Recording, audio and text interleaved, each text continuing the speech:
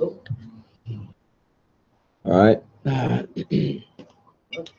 know when I started Sabbath service this morning, when people call, I usually hear Brother Duffy on the line, and I miss him because he passed away. Kahan Nabia sent a message that Brother Duffy had passed away, and I sure missed him.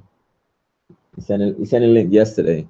I don't know when he passed away, but he was always, calling in the service, giving us links and making, comments about the service and things like that. I sure miss him, and a lot of the brothers and sisters, used to hear him on the line too and miss him also. But he's with the Most High now in the spirit world, and I know he went to, a lot of trials and tribulation and things like that, and little health problems and so on and so forth. And now he don't have to deal with all of that anymore. He's in the spirit world. So I want to say a shout out to Brother Duffy. May he rest in peace. I don't know his viewing or his funeral. The information concerning that. But last night I was looking at an Israelite group, and they were having a funeral service for a sister, and they had and also they went to the burial, and they blew the ram's horn, and they did a little ceremony for the sister that passed away in the truth. And she had on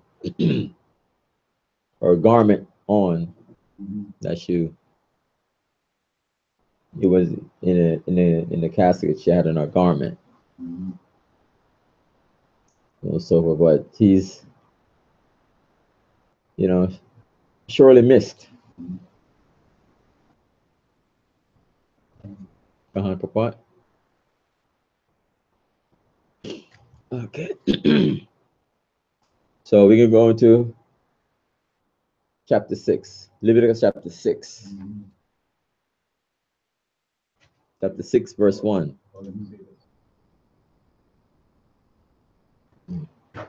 Right, and talking about Colin Duffy, it's a good thing to know that he was diligent and he was doing his best, even in his trials and tribulation, to keep up and do the right thing, which is an inspiration to every one of us. So when our time comes, we don't know when it's gonna be, and it's ironic. Sometimes we have to come and understand what's happening that in with us when tragedy happened. But in his case, I wouldn't say it was a tragedy. It was more a time of peace for him, as far as his body is concerned, returning back where it came from. And now the spirit, went back to the Most High, who give it. So it's a great thing, and me personally, I'm happy knowing that he was diligent in keeping the law, statutes, and commandments, and he was zealous, for the law and for Israel, right? And his comments that he usually call and make, sometimes we have to calm him down and say, no, calm down, do this. I know you have, you care for Israel, but everything is up to Most High. So he's a great brother, and again, we're gonna miss him. And when we see people go out like that and they wearing the truth, the angels, they clap and they glad to receive his spirit. And I'm sure that he's happy where he's at right now, even though his family gonna miss him and we're gonna miss him.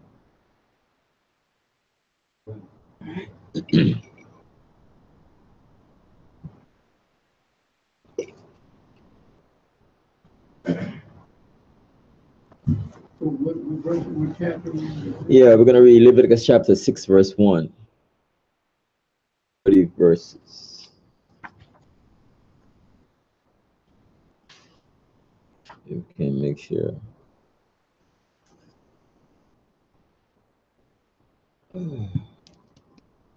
That I don't run over to another.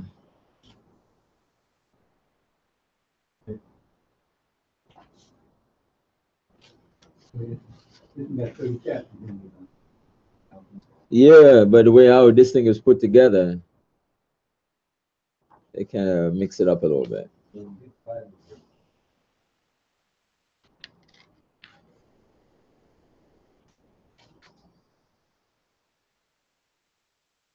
Let's see, 7. Let me see if 7 is right.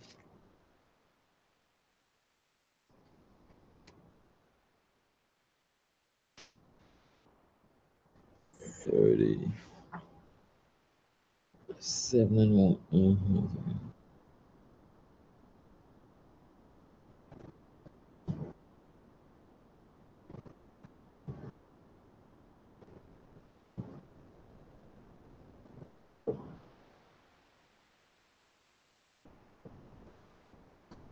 Wait, 7 and 1.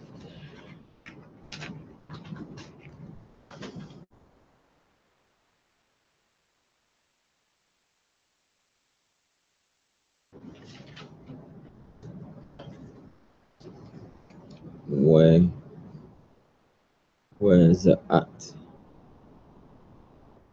Okay. 6 and 1.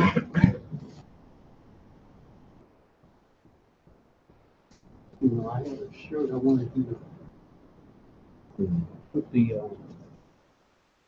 Yeah, next one. yeah, I Yeah. forgot. Yeah. I tried to do it. 6 and 1. Where about where the bar Yahweh al Masha la Amar na Pash Kaya Takata'a wa ma la ha ma'ail pa Yahweh ba Yahweh wa ka kash ba ma yat wa ba pa quad 1 or ba sa sha wa mat yad or ba gazal or I shak at I'm ya sawa. Next verse 1. O mataza'a aba da wa ka kash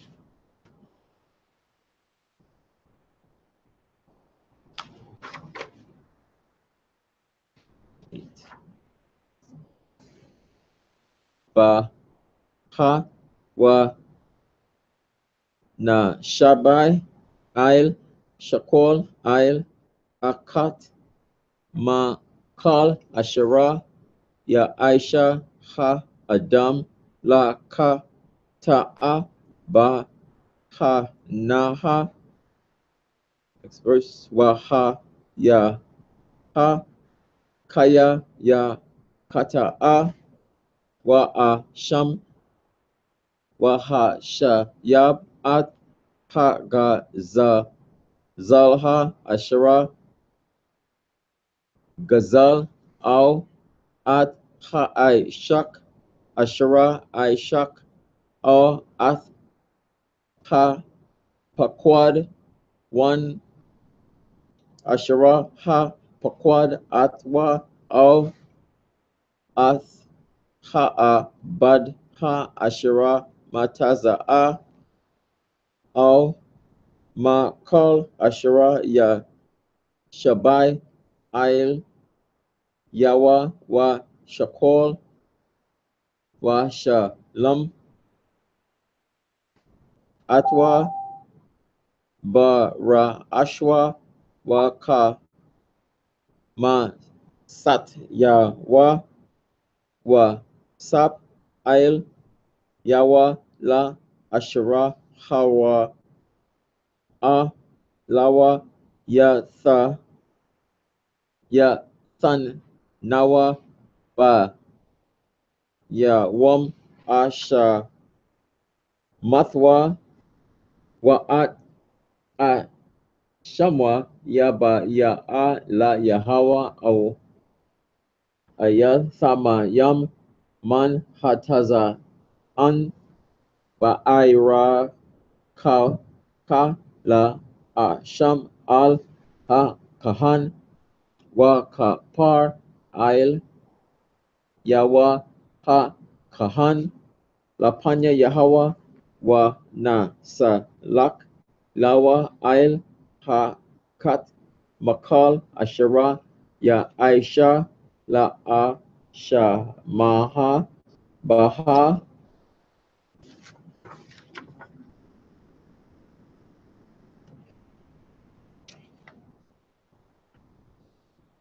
Waya Dabar Yahawa Al Masha La Amar Tazawahat Ahan Ha Aharon Wa'at Ban Yawa La Amar Za'at Thayarat Ha'ailaha Hawa'a Ha'ail Ha'ail Wa Qadaha Ail Hama Zabak Kal Hala Ya Laha Aid Habakor Wa Ashkama Zabak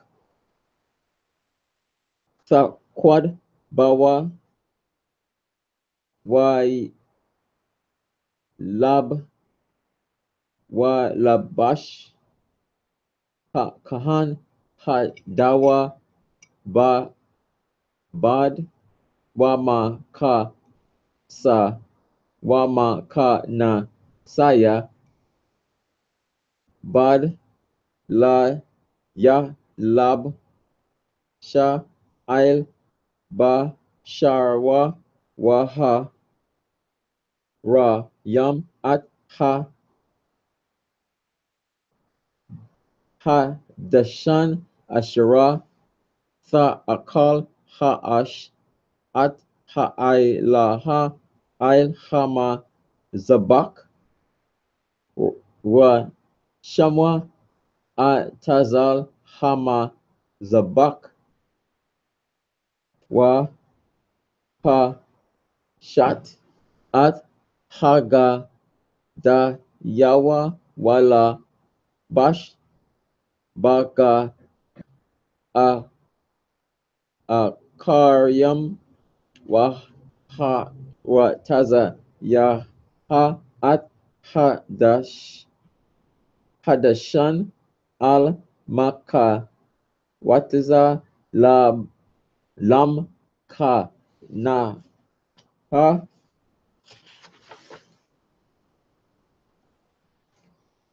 Al Ma Kwam Taha War Waha Ash Ail Hama Zabak Sa Wa Quad Bawa La'a Thaka Baha Waba Ail Yaha Ha Kahan Taza Yam Bakwar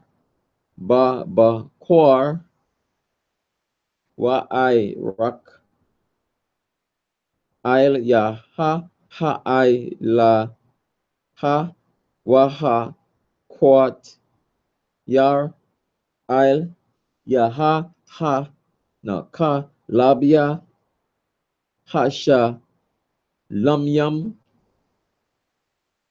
Ash Sama Yad Sa Quad no Sa Wa Quad Ail Hama Zabak La'a Thaka Baha Waza'at Sa Wa Rat Hama Ka Man Ka Ha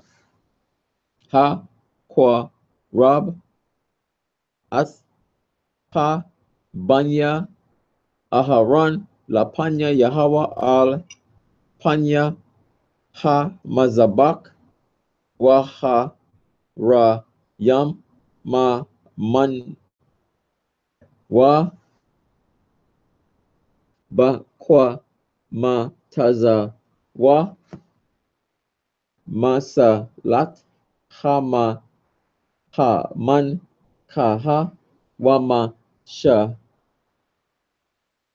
wama shamnaha wa akal hala banha ashara il hama na kaha waha kwata yar hama zabak ra yak na yak ka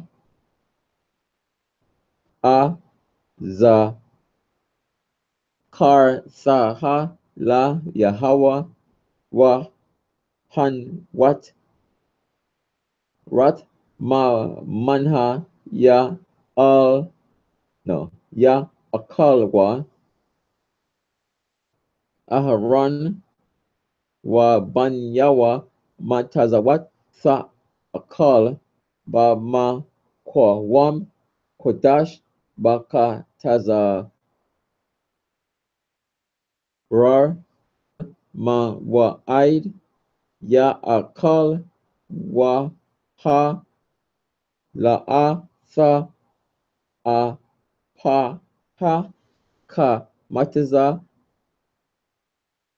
ka la kwam sa na sat ya a saha ma ash ya kodash kodashyam hawa a ka ka kata at wa a sham kal zakar ba banya a haran ya a kal naha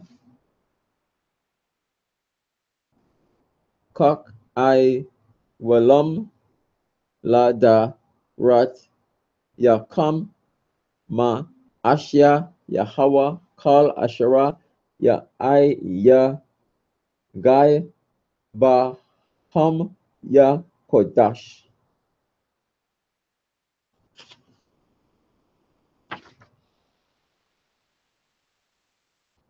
Where the bar Yahweh al Masha la Mar za kwa ra ban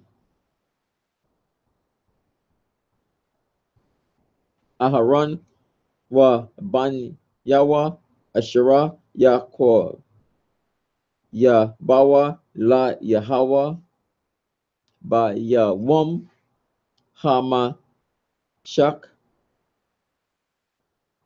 athwa Aisha ya rat ha a paha shalat man kaha tha ma yad ma ka tazayat ha ba kor baba kor wa ma ka tazayat ha ba I rob ail ma ka bat ba shaman ta aisha ha ma ra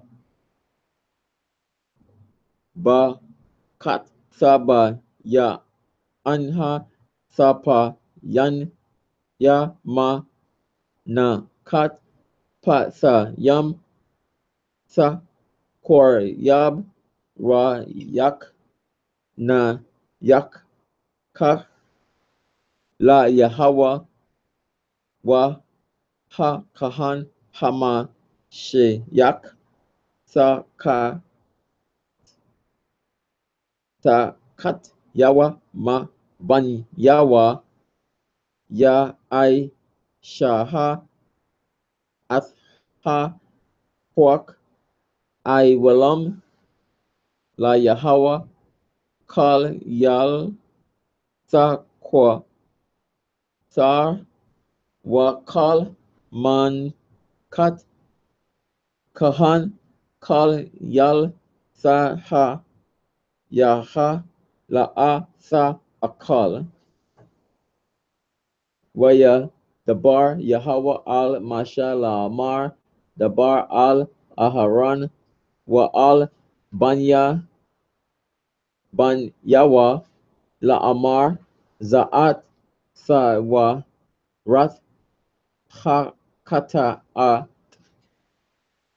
Ka Ha Kata At Ba Ma Kowam Ashura Sa Sha Kat Ha Ail Ha Sa Sha Kat Ha Kata At La Panya Yahweh Kodashiam Hawa'a Ha Kahan Hama Ka Ta'a Ath Atha Yakal Now Naha Ba Makawam Kodash Sa Akal Baka Taza Ra Ahal Ma Wa'id Kal Ashura Ya Gai Baba Sharha Ya Kodash Wa Ashura Ya Za Ma Da Maha Ail Tam Haba God Ashura Ya Za Ail Ya Ha Sa Ka Bas Ba Ma Kowam Kodash Wa Ka Ilaya Ka Rosh Ashura Saba Shal Bawa Ya Shaba Ra Wa Ba Kal Ya Naka Shat Ba Sha Laha Wa Ma Rak Wa Sha Thap Ba Ma Yam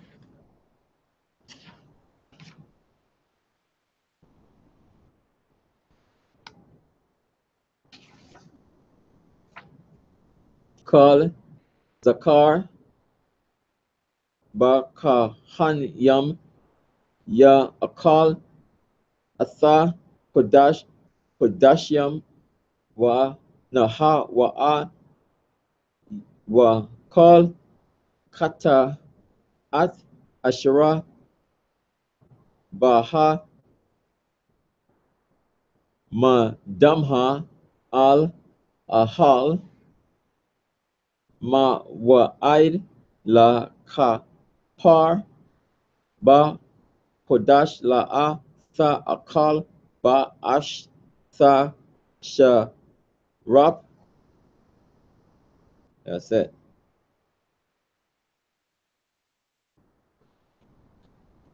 Otak mawak what?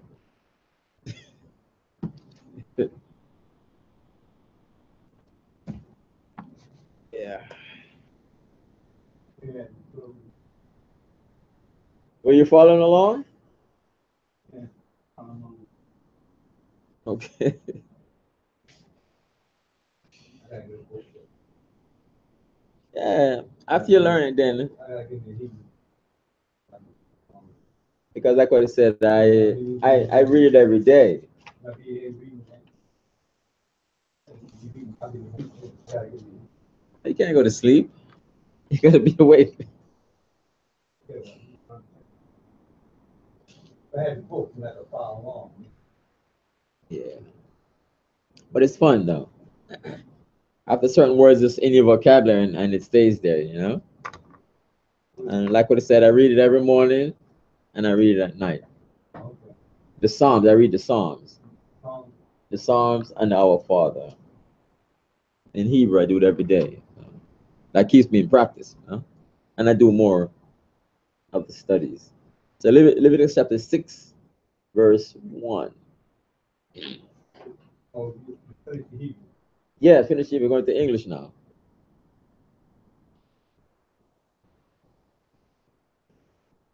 Leviticus chapter 6, verse 1. And the Lord spake unto Moses, saying, if a soul sin and commit a trespass against the Lord, and lie unto his neighbor in that which was delivered him to keep, or in fellowship, or in a thing taken away by violence, or had deceived his neighbor. So, like I said, love your neighbor, as yourself. Verse 1, Exodus 20 and 7, 20 and 17. It's 2017. Yeah, read that for me.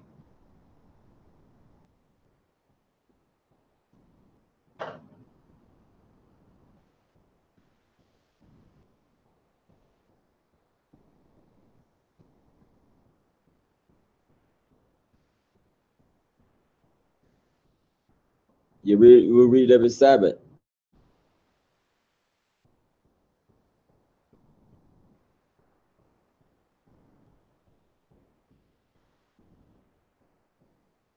You got it?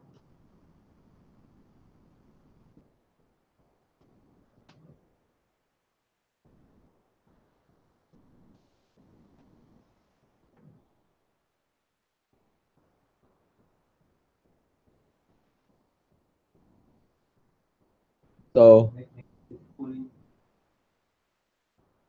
and 17. Thou shalt not cover thy neighbor's house. Thou shalt not cover thy neighbor's wife, nor his manservant, nor his maidservant, nor his ox, nor his ass, nor anything that thou neighbor. all right.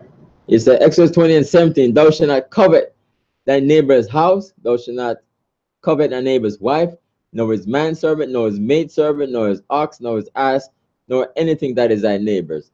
So it's concerning your neighbor's things that it was lied to keep it, or you took it by violence, or you probably wrestle him and take it away, and it's in your possession or something, or you deceive your neighbor of something. Yeah, this is my rake. This is mine. They say, sure, and he's looking for his rake, and it's like, wow, I thought it was mine. They said, no, I'm mine. Here's my receipt. I have it. I bought it down there and so on and so forth. Right. And he's like, all right, well, so he says it's yours, but I can't find mine. So that's kind of deceiving him. Right. What you saying now? Covet is, what is that word? The covet is like your envy and something that you wanted. That when they say the neighbor's wife, Oh, it's stuff like that, you want it. So here he wanted, so he kept, he was supposed to have it in safekeeping for your neighbor. Maybe he's going away on a trip or something like that. And since you're there, you figure he'll give it to you, like you safekeep it for him. But you covet, you want to deceive it, and you want to say it's yours, or he wants it back, and you maybe just grab it away from him and keep it and say, like, it's mine now. It's mine. So I'm thinking about one instance that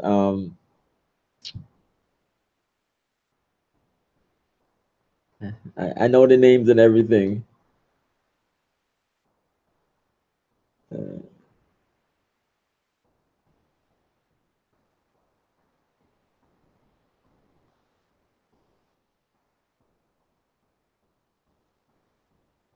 yeah.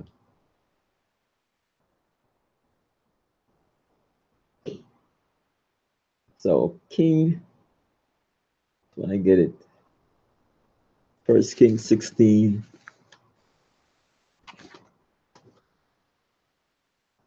First King 16. Let me get it.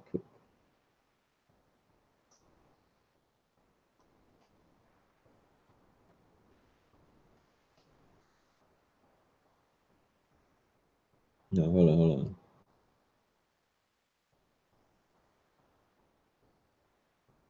No, not yet.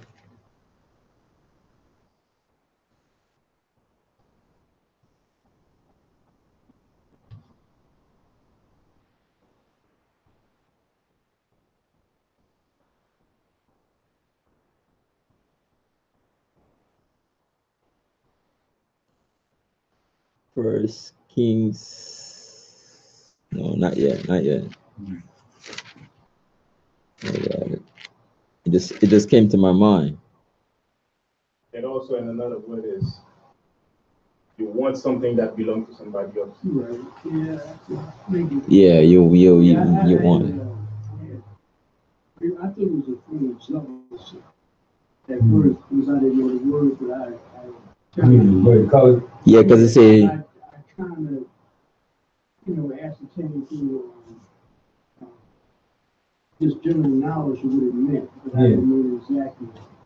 You feel like if you give somebody something, say if that's somebody borrow your cell phone, you might call they it. use it, and then you come back to your cell phone, they say, no, you give it to me. Right. Now I gave it to you and let you borrow it, but you want to keep it for yourself. Well, that's the expression. That's a covenant, man. That's a covenant. Yeah, yeah. No, covenant. Yeah, that would be a covenant act because you know it's mine, but I let you borrow it because you didn't have one. And now you have one, so I'm going to come and then you can say, no, you give it to me. I didn't give it to you, I let you borrow it. But you want to keep it now. That's like covenant. Thinking it belongs to someone else. Okay, let me read something quick. First Kings 21. Let me run through it very quickly. First Kings chapter 21, verse 1.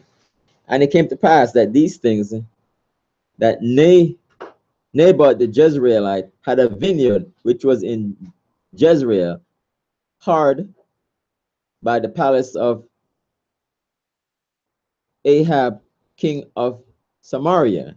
And Ahab spake unto Naboth, saying, give me thy vineyard, that I may have it for a garden of herbs, because it is near unto my house. And I will give thee for it a better vineyard than it, or if it seems, no, or if it seem good to thee, I will give thee the worth of it in money. So he wanted this vineyard, right? He said, I give it, in money or whatever is good, I'll give it to you, right? And Naboth said to Ahab, the Lord forbid it, that I should give the inheritance of my father unto thee. He said, no, I'm not selling it. That's my inheritance, I'm not going to sell it to you, regardless of whatever money you want to give me. I'm not selling, it's my inheritance. And Ahab came into his house heavy and displeased because of the word which Naboth the Jezreelite had spoken to him. For he had said, I will not give thee the inheritance of my fathers. And he laid him down upon his bed and turned away his face and would eat no bread. So Jezebel, his wife, came to him and said unto him, why is thy spirit so sad that thou eatest no bread? And he said unto her, because I spake unto Naboth the Jezreelite, and said unto him, give me thy vineyard for money, or else if it please thee, I will give thee another vineyard for it. And he answered, I will not give thee my vineyard. So it goes on further on, further down, that he wants the man's vineyard. Even, he would pay the man, and the man said, no, I'm not selling it. This is my inheritance, I'm not selling it. So you can read it when you go further down. Well, he had value, but he given that to his, from his people, right? No, that's his inheritance. He's not selling it. No, Certain I'm things. saying that. I think he give it to him from his people. What you said? It was given to him from his people. Yeah, that's his inheritance. So value on it. Hold on to it. Because so he given it to him by especially his grandfather or his father, but he was given by somebody in his family. That's his inheritance. Certain things that goes on to generation to generation. It's not for sale. Right. Because this is supposed to leave for my children. Right. I'm not selling it. I don't care how much money you want to pay me for it, or give me something, and this is our inheritance. No. So he was he was sad because of it. And the story goes on that Jezebel, wrote a note and everything that, had him killed. And after he killed, she told her husband, said, "Go, he's dead now. Go and take it." Oh, Jezebel. Well, Yeah, when he wrote a letter, she wrote a letter in his name and had the man killed, and end up, he said that, and she went back to her husband and said, "He's dead. Go and get the field now." who killed him? Jezebel wrote a letter in her husband's name, the king, and had the man set up and had him killed, and then told her husband to go and get it. So Oh, she was the one. it says, was delivered to keep, or thing taken away by violence, or had deceived his neighbor, of covetousness. Right. Verse 3. But Go on ahead. verse 2. On verse 2, right? Oh, verse 2. Right. It says, even though the thing is committed against your neighbor, but it is called a trespass. It is called a trespass against the Lord. How does that relate? Right. Like if I steal your money, Right. what they call a trespass against the Lord. How's that a trespass against the Lord when it's you that I stole the money? Because it's like you're still from a child of God. Of God's people. Speak loud so that everybody. Yeah, I'm sorry. It's like you're taking from a child of God, since and which you do unto his little ones, you also do unto him. You steal from someone who is a child of God, or one of God's little ones, then it's the same as stealing from him. Right. Yeah. So some people might say, "Oh, we're all the same people." I mean, it's just a matter of moving things from another person to another person. We're all Israel, right? So, I mean, like for example, like each tribe, they have a plot of land. They have their land, and they have whatever inheritance goes to each tribe, and so on and so forth.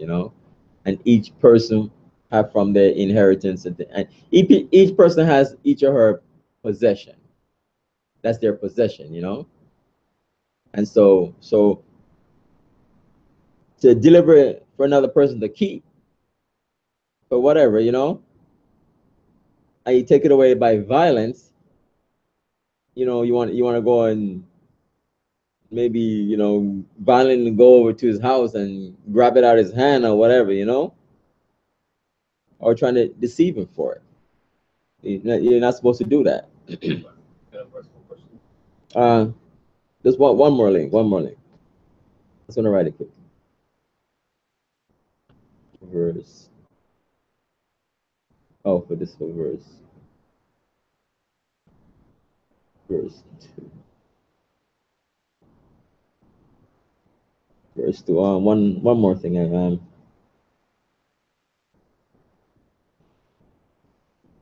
Ephesians 4:25.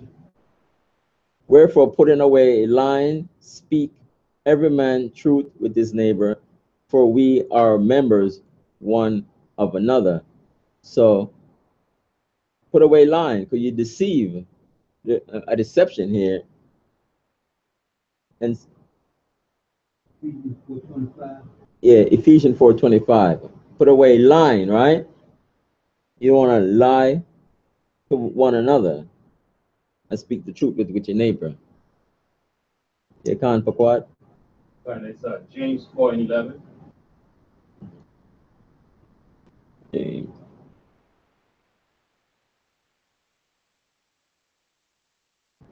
James 4:11.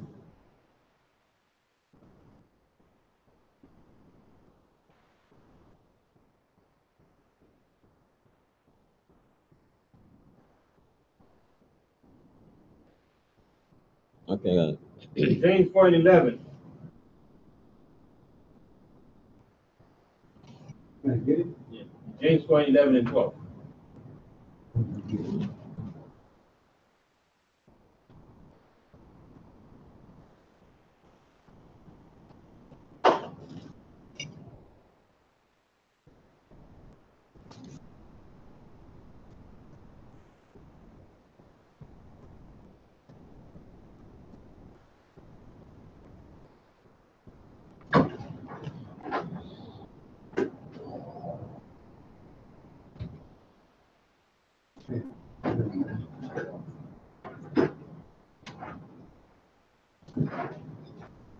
Right, James 4 in verse 11 reads,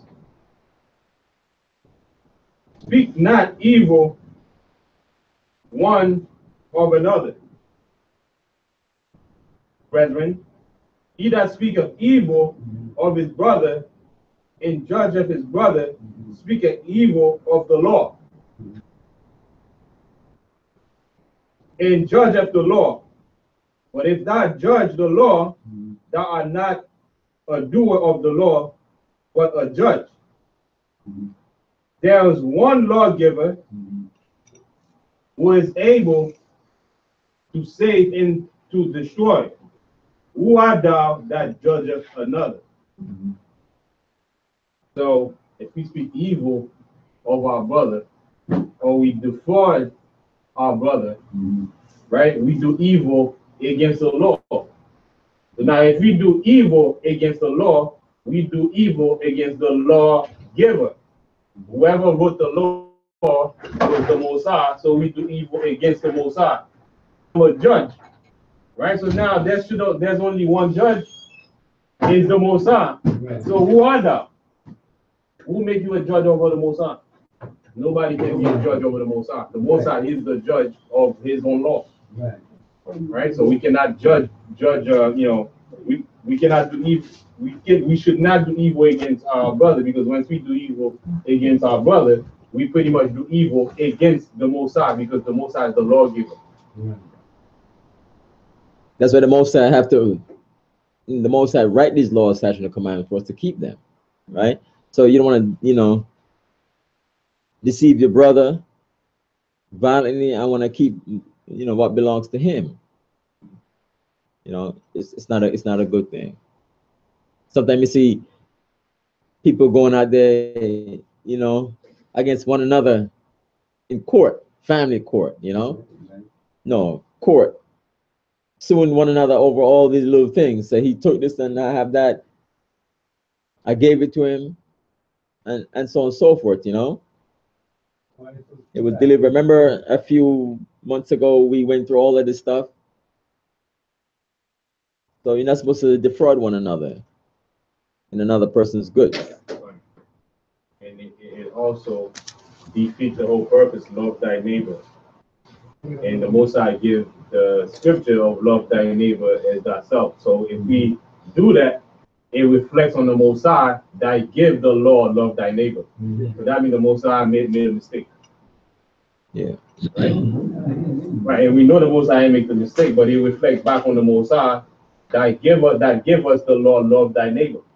But if you turn around and defraud thy neighbor, you actually sin against the Most High. Yeah. Who is the maker of that man, or that woman, or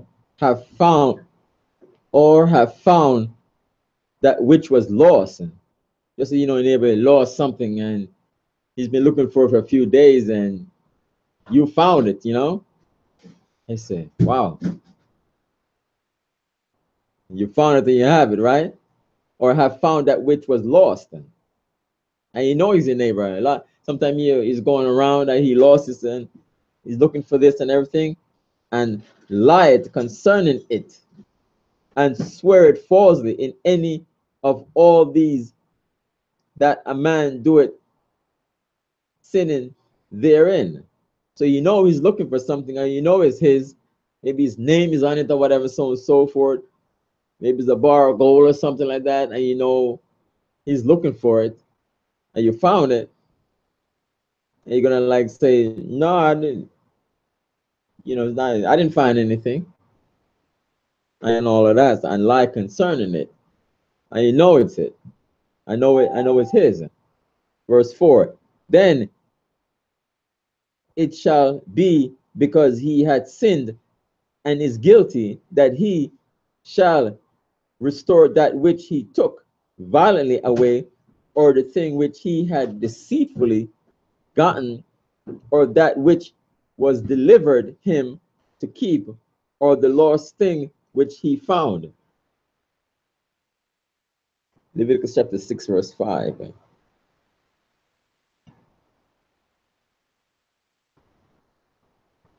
He shall restore it, which was found, and you're guilty. Again, verse 5 there, right? Yeah, it took take it away violently, take something away from somebody.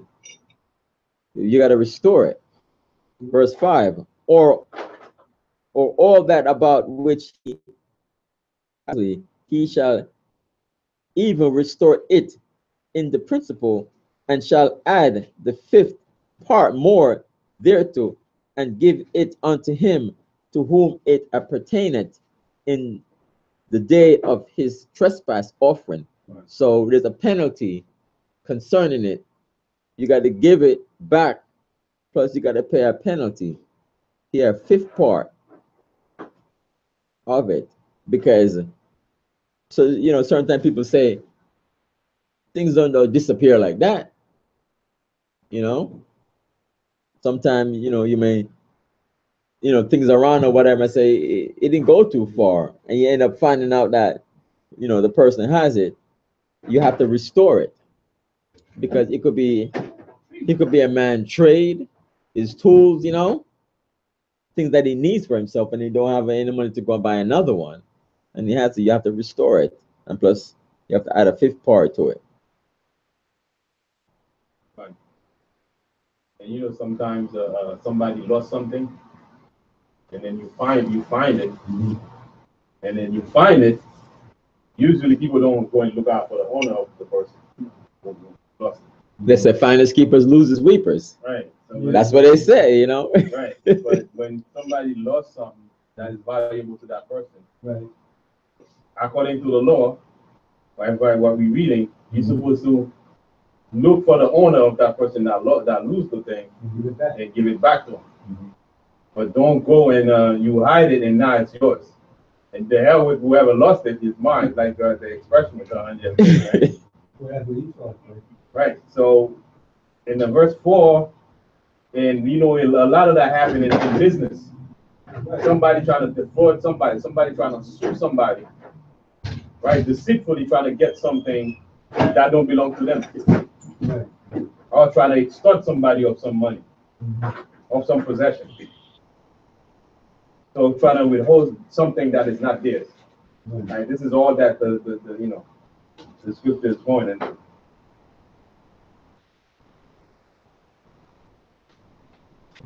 Man, it's been tricky.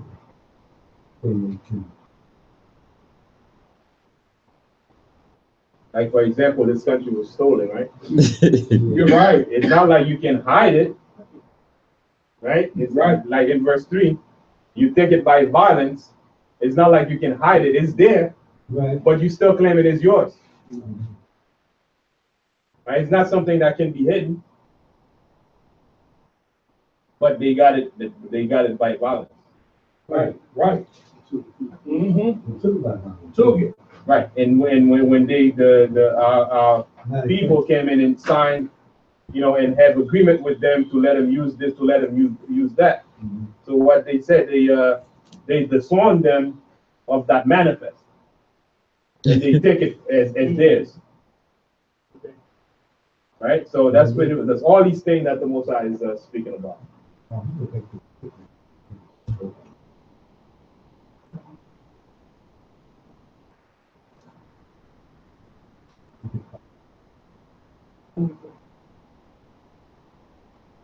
Like you were bringing out, and somebody lend you something, he didn't tell you to keep it. He said, "I'm coming back and get it." And when he came back, you said, "Nah, it's mine. Nah, I ain't got nothing to give you." But now you still the man's stuff. He let you use it. So because what it does, if you that trust, the normal course is like, okay, hold on to this for me. I'm going away. I'm going to do whatever, so on and so forth. I'm trusting you with that. So if all this stuff happens so much, then they say, look, I can't even trust my own brother. I'd rather me trust a heathen or something like that, I hated more than my own brother, you know? So that's not good. So a lot of times people sometimes say, yeah, they look at another Jake and it's like, no, I can't trust this dude. I can't trust this guy, man. I know how he is. I can't trust him. I give him something small and all of a sudden he's like, I thought it was mine.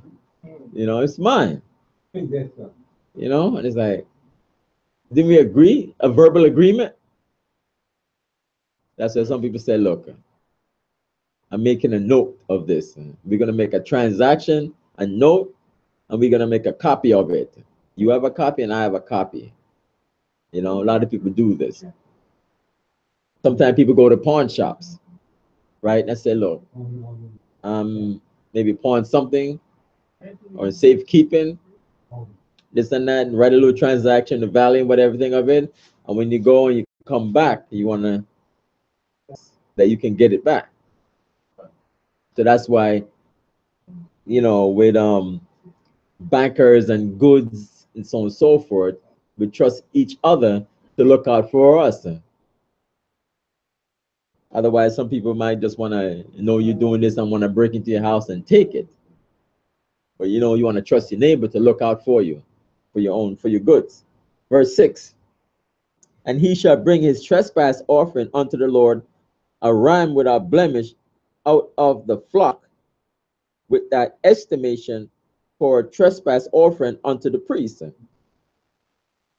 So you got to bring that ram, something of value. Verse 7, and the priest shall make an atonement for him before the Lord, and it shall be forgiven him for anything of all that he had done in trespassing therein. So he has to restore the person's good, your neighbor's good. The trespass by breaking the law, because it's breaking of the law, because you're deceitfully you're deceiving your neighbor, you're deceiving your brother or sister, because you figure you want to gain you want to gain something. So while Jezebel back in Kings 21, Jezebel back in Kings, she wanted to get Ahab, she wanted to get the field for her husband, and she deceived and had the man killed, and they put the man to have been killed and tell her husband to go get the field because the man is dead now. And he went and got up to go get the field too. Yeah, in his name. Yeah, come on. Who was that? Ahab, Ahab, yeah. he had it, right? And King tried to get it from him? Yeah, she wanted to get it because it's her husband. She feel like, well, you know, why is he so sad and in his bed? You know, why is he so sad? And he told her, and she went and took care of it for him. So see, go get it. Yeah, can't. What scripture was first part? Luke 19 and verse 8. Luke 19 and 8.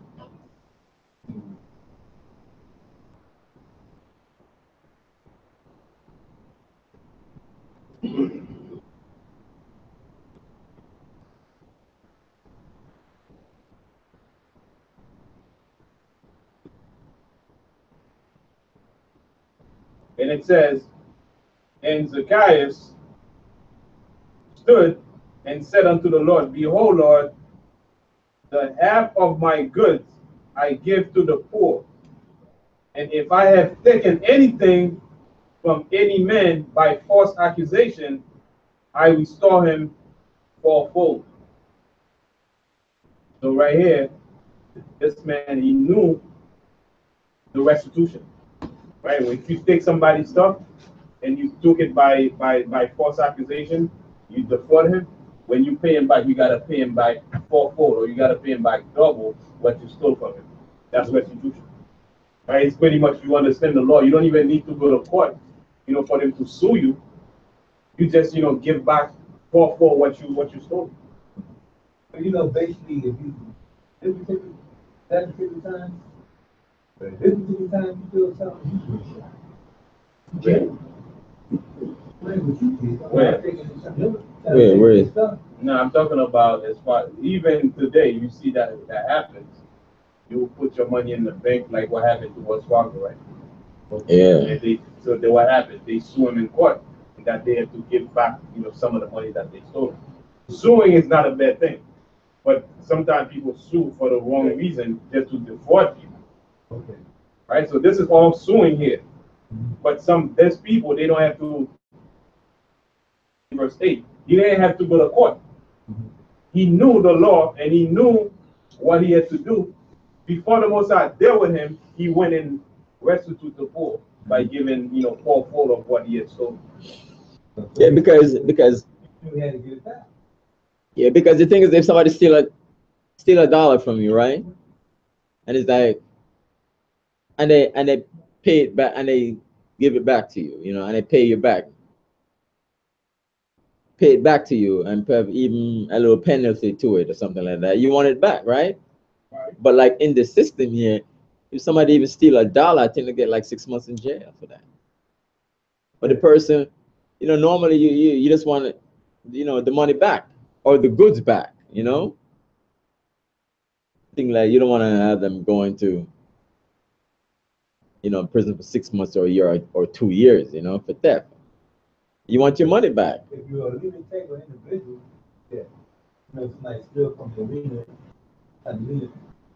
but you got people out here, they got alligators. So that's why a lot of unjust. Alligators, I mean, they hurt you. Yeah, some people might violently, take stuff from you and stuff like that, but normally in the sense somebody takes something back from you, take something from you want it back. And if you don't want the person get locked up, and then he's all having him in there for 6 months working for him, and and he's getting restitution for it, but you are not. That happened for their people. Yeah. Their people, they just pay back what they stole. I tell you a story. They stay behind and they don't go to jail. But us, get locked up. We get locked up for little things. But them, they have after they stole so much money, then they, give some of that profit that they take, because now they can afford it. Right? These people should be going to jail. Right?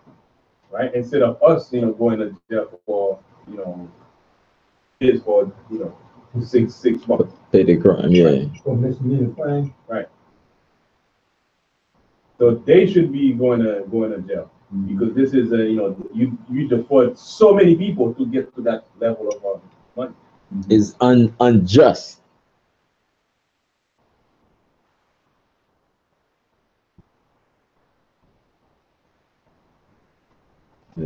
God gonna get him. The Lord won't get him. That's the conversation we had last night of the Rothschild and all the people back in that time. Ain't no way in the world they could have had that much money, because nothing in the world was that worthy for them to have that kind of bank account. Us blacks, yeah, okay, poor. Ain't no way in the world they should have billions and billions and billions back in the 1800s. Well, The like 1700s. what the scripture said, this is the people rather than spoil. The fallen of us, the riches of the Gentiles, Yeah. I was talking to him up there. No, Oh, okay. Well, that's what they was doing. God said God gonna get them. He gonna get them. All right, let's go to verse 8. And the Lord spake unto Moses, saying, command Aaron and his son, saying, this is the law of the burnt offering. It is the burnt offering because of the burning upon the altar all night unto the morning, and the fire of the altar shall be burning in it. So it's a constant burning. And the priest shall put on his linen garment and his linen breeches, linen breeches, like undergarments. Sometimes they come down to maybe the knee, your breeches. I don't know, with the breeches, it comes, all the garments, the breeches that come down to like regular pants. The regular pants now. So it's still a man's, garment, the breeches. shall he put unto his flesh, and take up the ashes which the fire had consumed with the burnt offering on the altar, and he shall put them beside the altar. Verse 11, and he shall put off his garments and put on other garments, and carry forth the ashes without the camp unto a clean place. So what I see here, maybe take off the garment and have on other garment, because the ashes can get, dusting, can mess up the priest garments, as how I see it. Right, Pourquoi? And carry it forth without the camp unto a clean place and throw it someplace. Because anybody work with ashes, it just can get messy. Verse 12.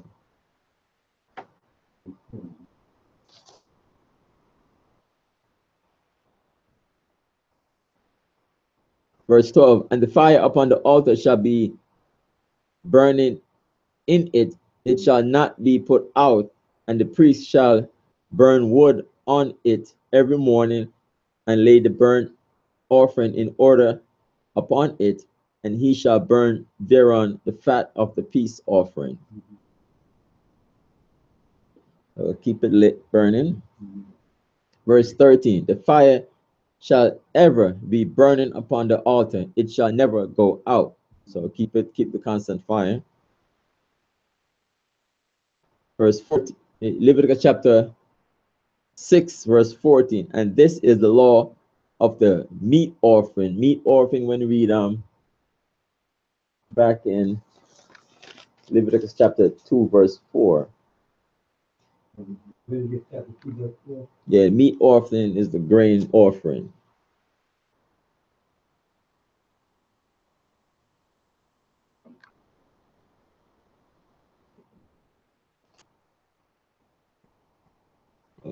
Was that in the verse you were saying what was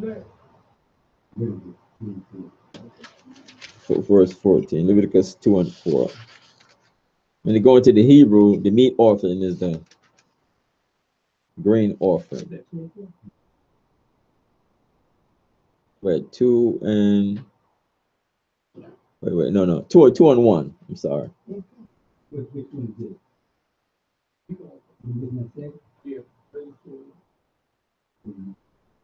Yeah, if you go, it says meat. It says his offering shall be a fine flour.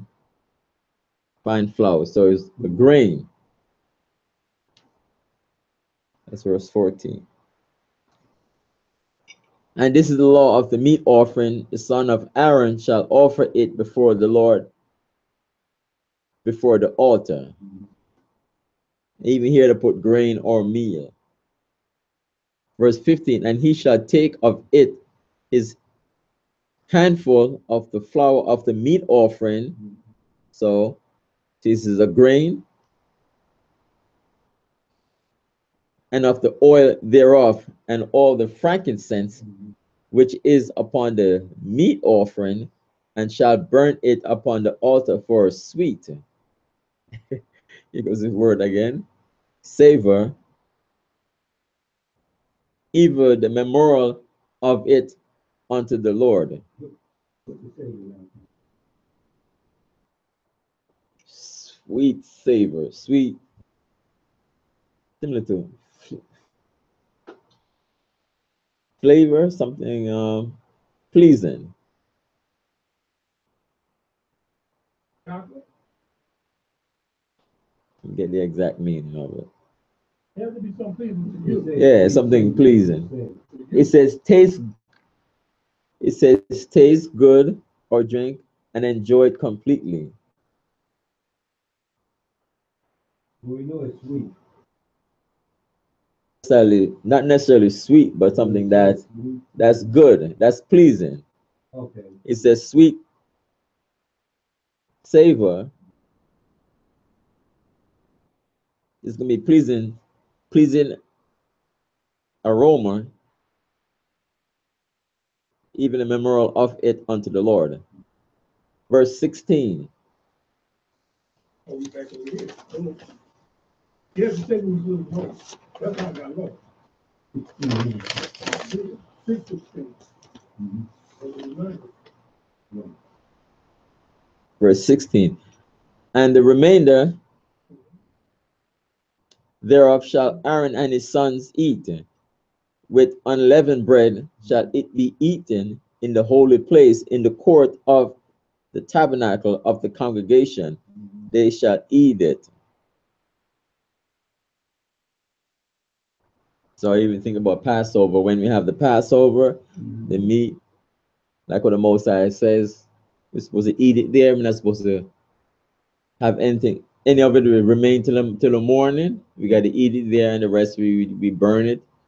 Normally, we would just take it and throw it in the garbage.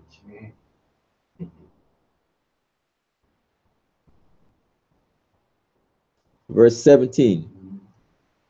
It shall not be baken with leaven.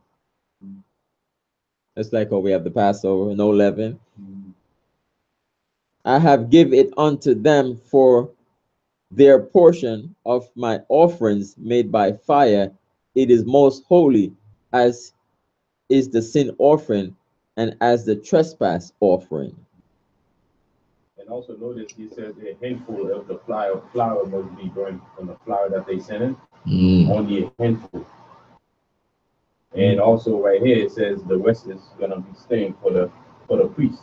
So which means they doing a lot of work. Yes. Right, they're doing a lot of work, so they must get something for what they working for. So only a handful of the flour was to be used, and the rest would stay for for them. Yes, most holy. Because it's a lot of sin being done. It's a lot of work for them, to do. So at the end, they gotta get something for themselves, for all the work that they are doing.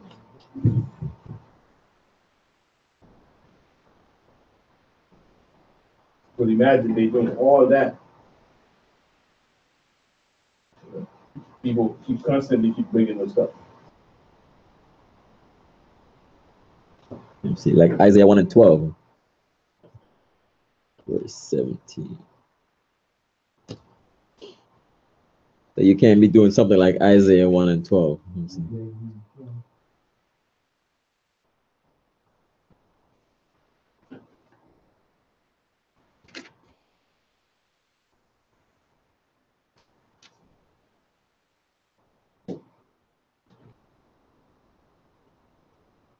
Isaiah 1 and 12. When ye come to appear before me, who had required this at your hand to tread my courts? So you can't be like, they're doing the offering, and all of a sudden, you're going to do the sin, and you keep, offering all these sacrifices and so on and so forth. It's like, what is the story? You sacrificing all these animals and things like that. Constantly doing that. You're making excessive work for the priest. By you gotta, because remember it's the whole tribe, the all 12 tribes, and usually X amount would come in, but you're constantly one person constantly doing an offering, a priest an offering, and constantly it's like, why are you offering so many things? And also, being in that position as the priest, they have to be well provided for. Because if they offering service to the Most High for us, so they taking our problem and present it to the Most High. Right? So now they have to be well provided for with meat, acceptable for them, so that they themselves don't get tempted in stealing stuff.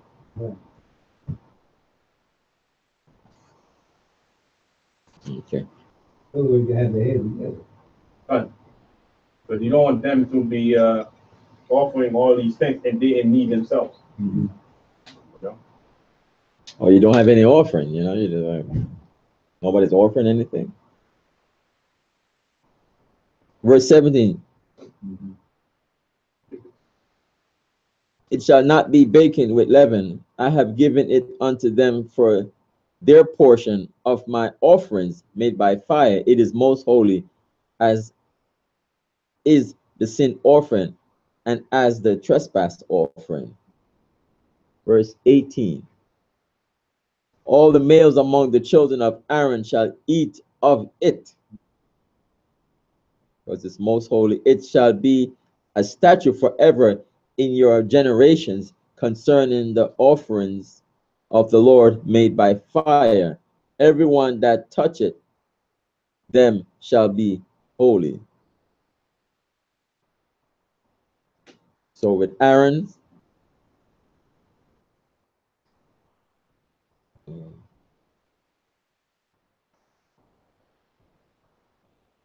so to the priests, like saying they have a lot of things to do with the offering and everything, you know, specifically how the Most High requires it.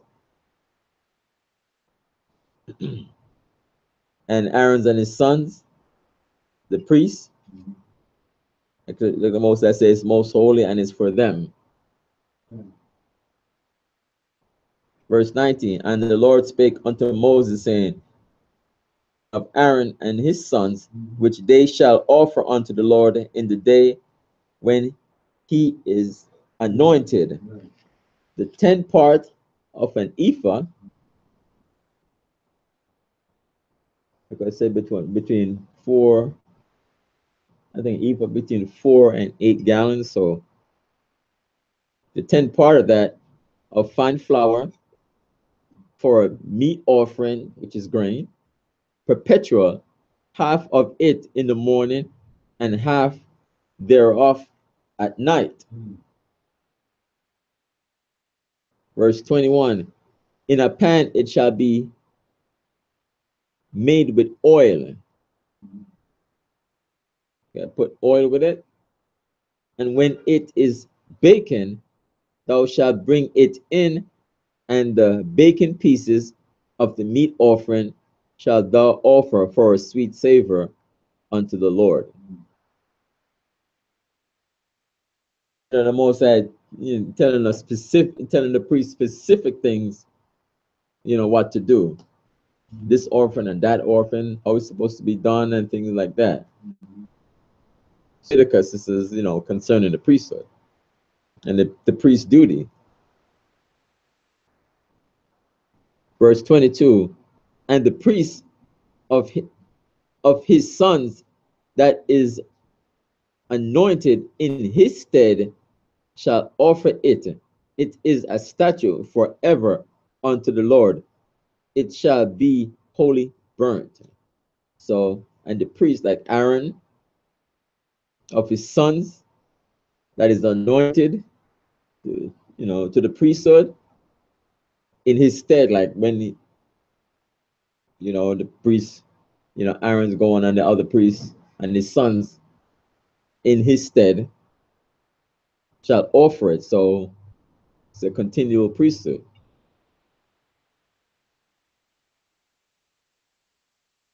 Verse 23. For every meat offering for the priest shall be wholly burnt, it shall not be eaten.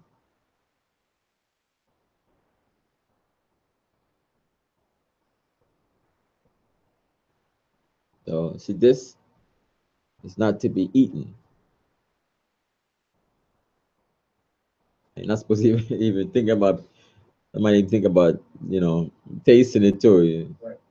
So it's not to be eaten.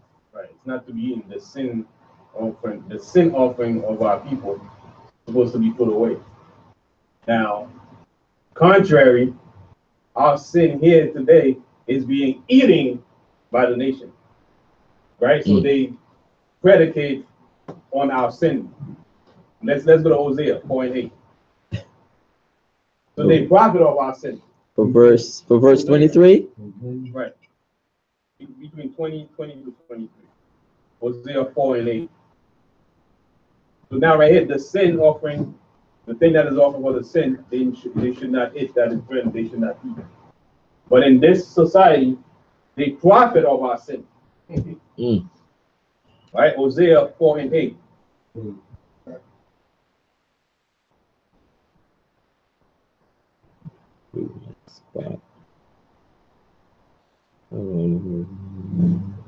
Got it? Yeah, hold on. Hosea 4. So I read it. Verse 8.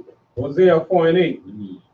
they eat up the sin of my people, and they set their heart or their mind on their iniquity.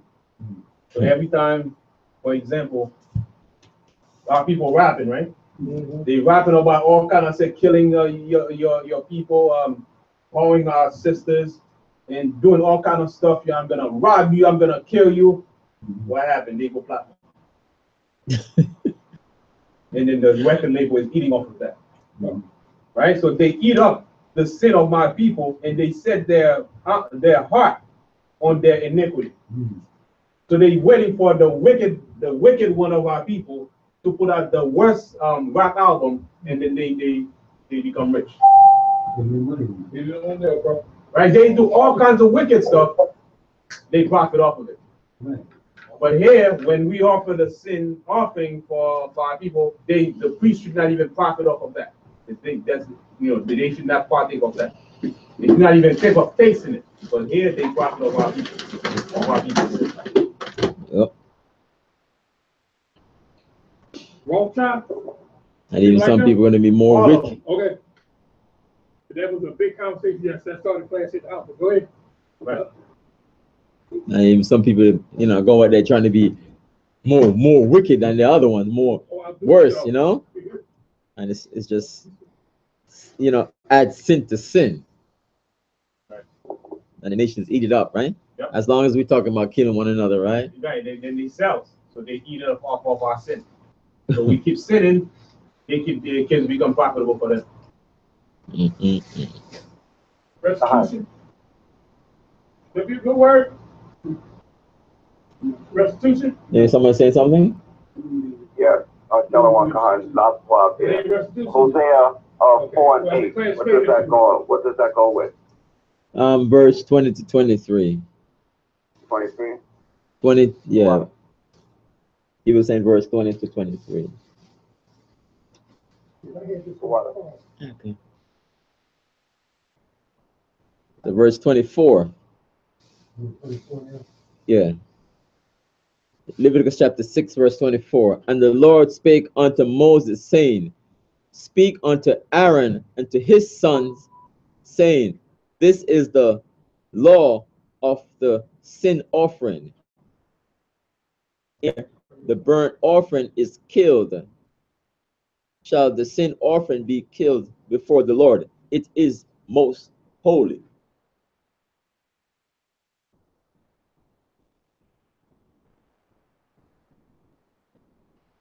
In the same place, they're doing it.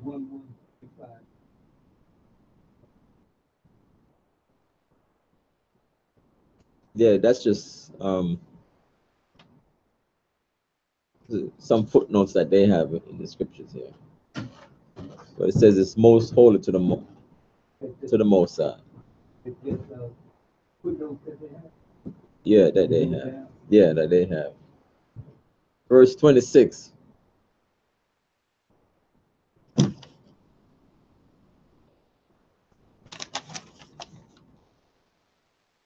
The priest that offereth it for sin shall eat it.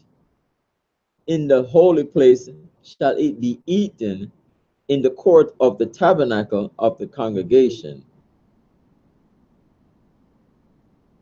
So I was making a similarity to the Passover too, is it? Similarity. We just eat it there in the congregation, and we don't take it anywhere else.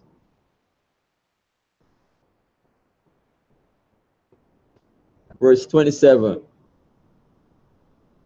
Whatsoever shall touch the flesh thereof shall be holy, and when there is sprinkled of the blood thereof upon any garment, thou shalt wash that whereon it was sprinkled in the holy place. So if it's sprinkled upon the garment, you gotta wash that garment, because remember it's most holy.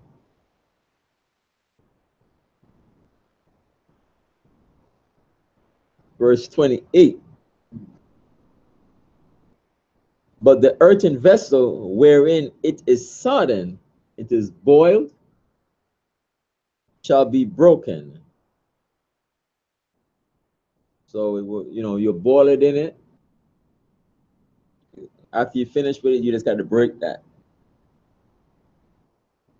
And if it be sodden in a brazen pot, in a brass pot, it shall be both scoured and rinsed in water. So with a brazen pot, you can't break it like the clay pot. You just have to scour it out, the scouring pad, and scour it out and rinse it out, because the clay it just get broken, and you can use that pot again for the temple purposes.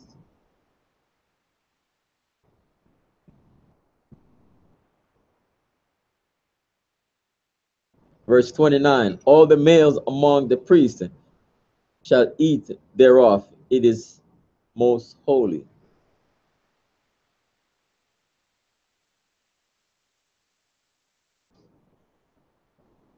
So nobody else can eat it but the priests, but Aaron and his sons, the priests.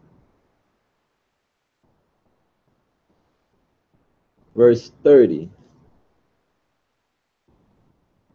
and no sin offering whereof any of the blood is brought into the tabernacle of the congregation to reconcile with aught in the holy place shall be eaten. It shall be burnt in the fire. So like Leviticus 3 and 17.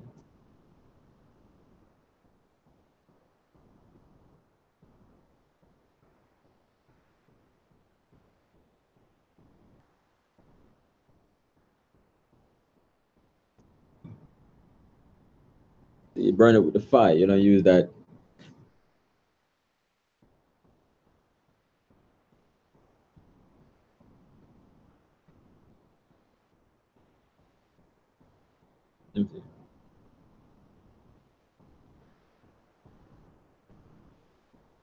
So you got to burn that blood.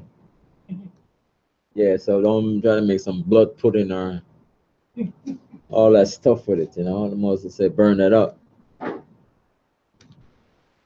Like I read in Leviticus chapter 3, verse 17.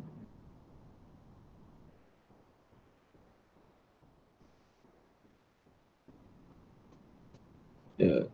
Daniel, you can read that? Leviticus chapter 3, verse 17.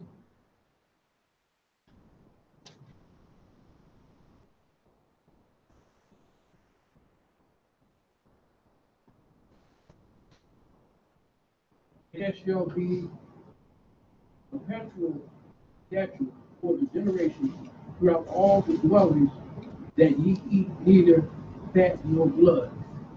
Yeah, so it says, Leviticus chapter 3, verse 17, it shall be a perpetual statute for your generations throughout all your dwellings, that ye eat neither fat nor blood. And Moses said, it shall be burned in fire.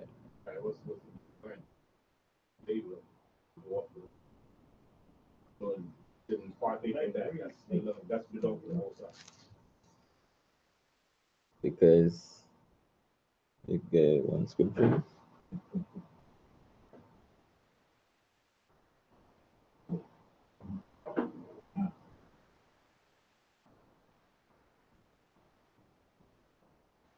(17) and 11. So let me bring up one more.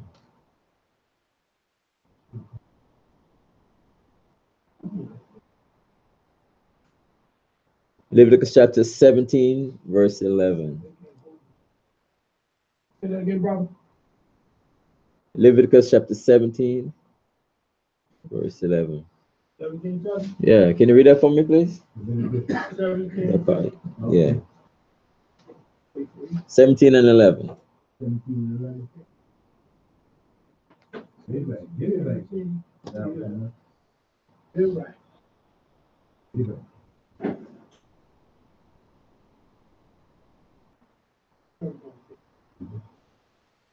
Yeah, I got this right here.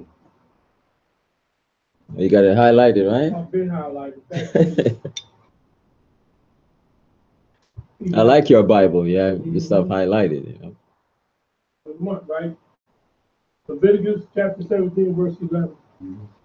For the life of the flesh is in the blood, and I have given it to you upon the altar to make for your soul, for it is the blood that makes an atonement for the soul.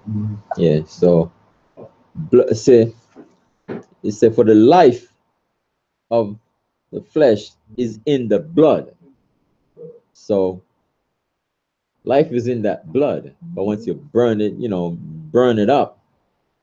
I mean, it's something, you know, we don't eat blood or fat because there's life in that. Because that's the certain people get certain stomach cancer, certain things like that because they're eating all that blood, you know, all that blood pudding. I didn't see the meat with the blood running in it. It's not good for you.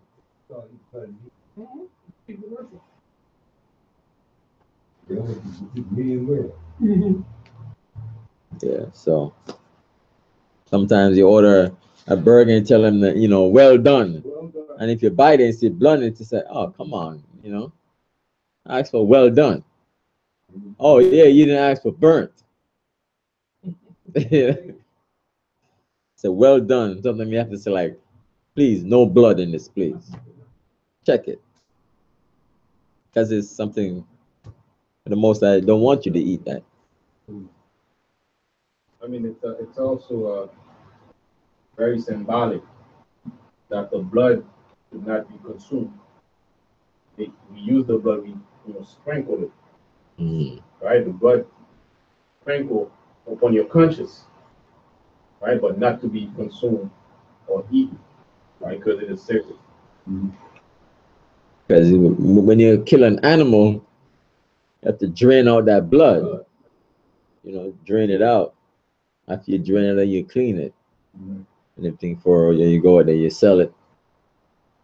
And then you can cook it and eat, or you drain out the blood. You don't have that blood in the animal like that, you drain it out. I mean, yeah.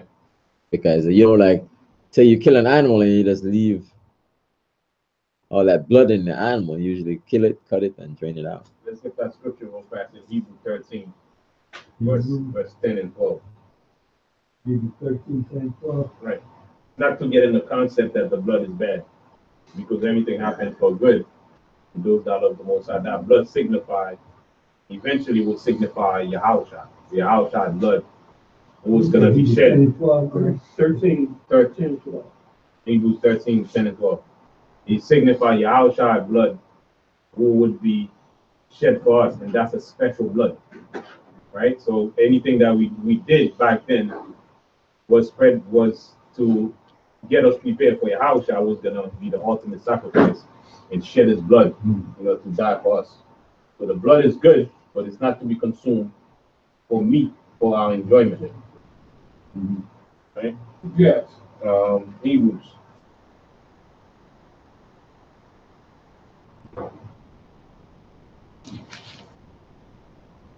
And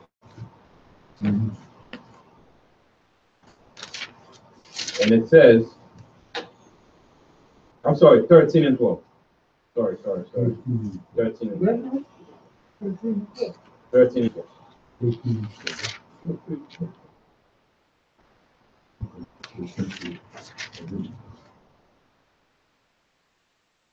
All right, so the blood is not bad. Remember, the ritual of the Passover was done with the blood sprinkled, dipped and then sprinkled into the doorposts of the Israelites, so the death angel can pass through, right, and not kill,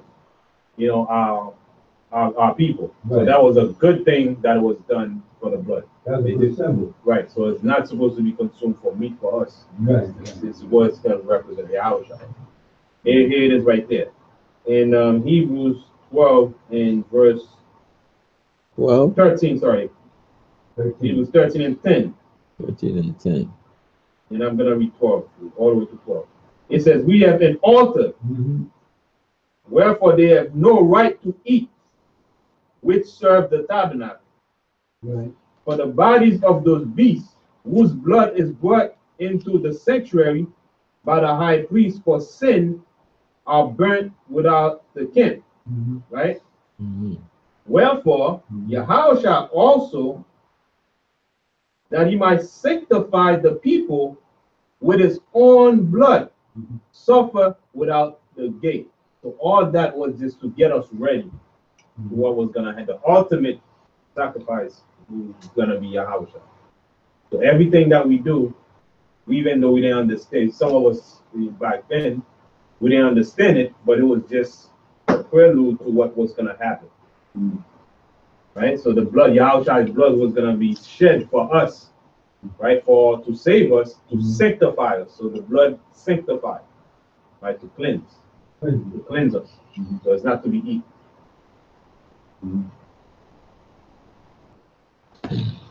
That's why he shed the blood for us, so Right. we could be saved. Right. So you see, without the gate, the same way the animal used to be sacrificed without the gate, Yahushua was sacrificed without the gate also. The same exact way. So just to show us, from step by step, until it get to Yahushua, boom, Yahushua was the ultimate. Right. Yeah, like we read earlier, Hebrews 9:22. Hebrews 9:22, and almost all things are by the law purged with blood, and without shedding of blood is no remission. Right.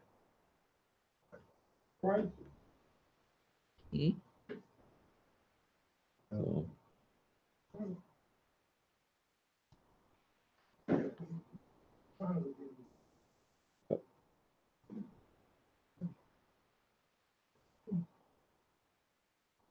and even when the eyewitness, the soldiers and everything, they saw what gushed out of him and the blood, gushed out of him.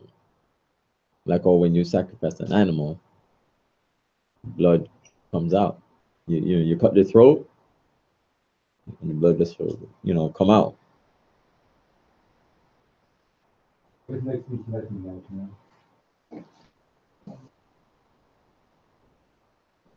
What?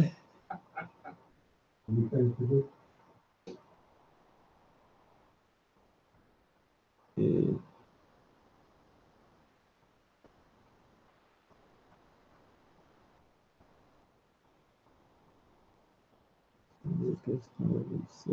Matthews 4:5. Next week. That's the upper quad. Got it. Matthews 4:5.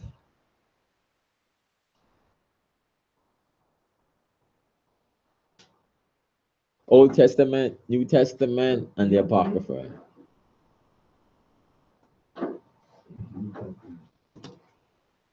Sometimes a church might say, "Oh yeah, we're the New Testament church," New Testament church.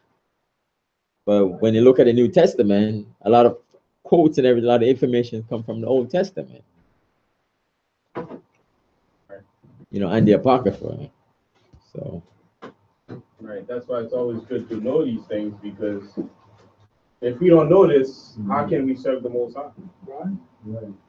If we don't know, the sin offering, what they used to do, and see why we shouldn't do the sacrifices anymore, and we don't learn, how would we know what sin is? Yeah. Sinning against your brother, to fool your brother, don't not lie, and things like that. How would we know? Yeah. Plus, also, the priests did these sacrifices and offerings and things like that. Something that we did. We did do it. And the priest did it, yes. And so with the sins that we did, we had to go and make an offering for it. And I think, what is this offering for? Is a sin offering or whatever sin it is. So like the thing says, confess the sins to one another. Then we had to, I guess, go to the priest and tell him, what is this offering for, right? So you don't keep going and going and going for the same thing. Like we read in Isaiah 1 and 12. Yeah, same thing, same thing, same thing. You got to change your ways. So that concludes the Sabbath service, and we're still in the new moon.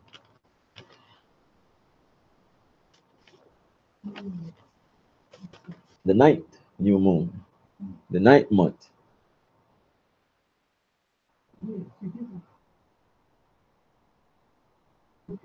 And also, once again, for those who are, I don't know if you know already, if you received the text My Duffy? by Brother Duffy. Yeah, man. All right, That's so, my buddy. I know. Talk all the time. Yeah, she called buddy.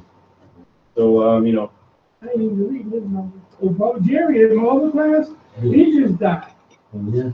When Duffy died, whatever day Duffy died, you can go like 4 or 5 days before Brother Jerry died. And I met him in Golden Area. Well, go ahead, Choir. and the good thing is, he died while in the truth. In the truth, yeah, That's the most that's all we beautiful talk thing about that in the happened. Bible. Yes. I'll ask him all kinds of questions. You answer. And Call me back. yeah, we all wish that, you know, we could, you know, die a death where we in the scriptures. Right. And he's one example. Yep. And hopefully, you know, we can wake up more people, and they come in and follow the truth, where, you know, we understand things are much better now. When brothers pass, we grieve. We're gonna miss that person wholeheartedly, Right. but most importantly, we're happy because we know that they were doing the right thing. They did the right thing. Right. Praising the truth. Right. Yeah, That's the true. most beautiful thing. He that endured to the end, right? And we always say that, you know, and then he was always diligent, and you know, I'm glad to witness that happened, you know, and I'm happy for him, even though his family may not know, but, you know, based on, you know, his diligence in the scriptures, we may not know the specifics, but we know from what we see that he was very studious and you know, want to do the right thing. Hold on to the truth and sell it not, right? Hold on to this truth, because there's nothing out there, you know. Satan want to give you all this stuff, but this the truth is a way of life. And we find out at the end, whatever we may have, we cannot take anything with us. Is between us and the Most High now, and that's what really matters at the end of everything. Yeah, yeah, wow.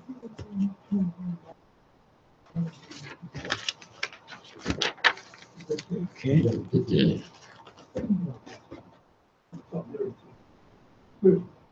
Stay tuned for the closing prayers. Somebody hit the blinds, please.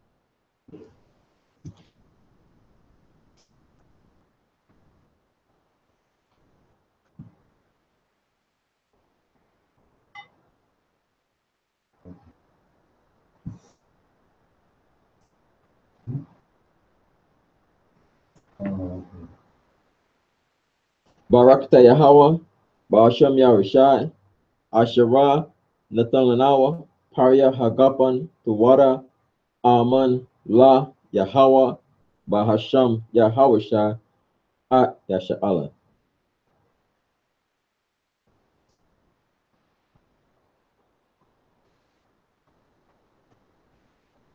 It said, blessed are you, Yahweh, in the name of Yahushai, that gives to us the fruit of the vine. Thank you. So be it to Yahweh in the name of Yahushai with Israel.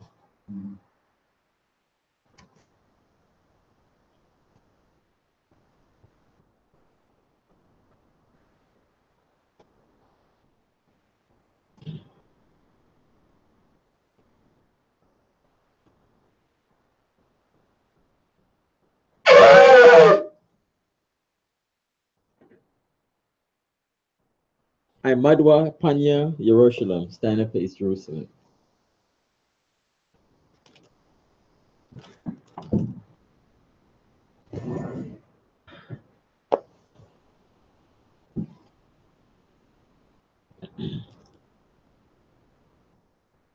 Yahweh, Bahasham, Yahushai, Babakashah, Shamai, Lanawa, Aitha, Yam, Aitha, Shalak, Ma'aka Allah, Wa Alahayim, Kazwadakiam, La, Shemar Ayel, Barak, Rapah, Magan, Wa Kazayak, Banya, Yasha'ala, Washalat, Lanawa, Rabiam, Hakama, Rabiam, the Ait, Rabiam, Bayana, Rabiam, Sabalamwat, Rabiam, Amawan, Rabiam, Aqua, Rabiam, Habiam, Rabiam, Rakanaya, Hagana, Wasalat, Kal, Katayamnawa, Larakiam, Weasha'ala, Tamyad, Waibalam, Bahasham, Yahawashai, the water, Aman. It's a Yahweh name of Yahawashai. Please listen to us now, right now. Send Michael and the righteous power angel to watch over, bless, heal, protect, and make strong the children of Israel, and send to us much wisdom, much knowledge, much understanding, much patience, much faith, much brotherhood, much love, much spiritual protection, and forgive all our sins for the brothers and Israel always and forever in the name of Yahushai. Thank you. Amen. Amen. The four corners prayer. Yahweh, Bahasham, Yahushai, Barak Nawa, Weasha'ala, Robatis Aporim, Shamai, Yasharala, Yahweh, Alahainawa, Yahweh, Kad.